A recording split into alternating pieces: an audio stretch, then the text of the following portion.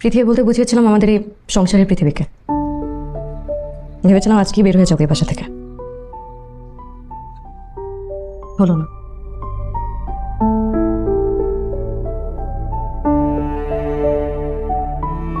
ঠিক তখন চিঠি দিও।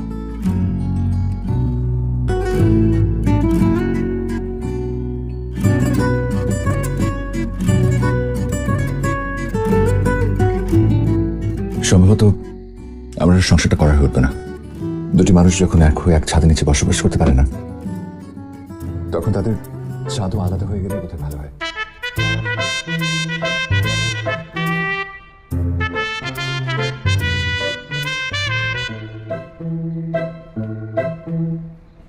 ম্যাডাম, ম্যাডাম আপনি রেগুলার কাস্টমার, এই কারণে দিলাম 50 টাকা দিয়েন।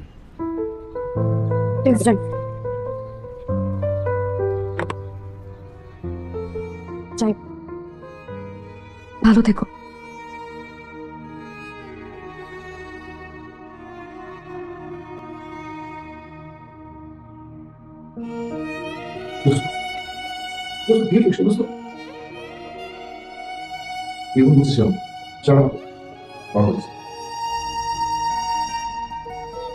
তারপর আপনার সন্তানের বললো, ভালোবাসায় ও সুস্বাস্থ্যে বেড়ে ছেলেটা তো দেখতে খুব ভালোই আছে, ভদ্র আছে, রিক্সায় তোর সাথে বসেছে, অথচ গায়ের সাথে একটু গা লাগেনি, কিন্তু বয়সে তোর থেকে একটু বড়।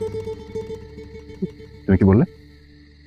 কি আর বলবো, বললাম যে বয়সে কম হলে ছেলেরা শুধু ভালোবাসতে জানে, আর বয়সে একটু বড় হলে করেই ফেলি। ছেলেরা মানুষ শুধু বাঁচে ভালোবাসতেই কদিন? জানে না। আজ বাদে কাল যদি মারা যায়, সেটা তো আপনাকে জানানোর কেউ থাকবে না। এক তীব্র শূন্যতা নিয়ে মারা যেতে হবে। আপনাকেও ভয়াবহ এক বিষাদ উপহার দেওয়া হবে তাতে।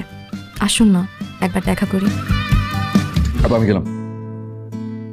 শোন, আমার না খুব ভয় করতেছে। কেন? যদি কোনো বিপদ আপদ হয়। তোর না যখন কোনো কাজ থাকে না, তুই অযথা বিষয় নিয়ে টেনশন করিস। কোনো নাম ছিল? আমি বলি কি, ওকে নিয়ে যা। বাবা ওর নাম রেখেছিল সেলিনা। কেন বলুন তো? তোমার পুরো নাম জানো কি? ভুলে গেছি। কেন? শুনি না। সেলিনা খানমিতি, পচা নাম।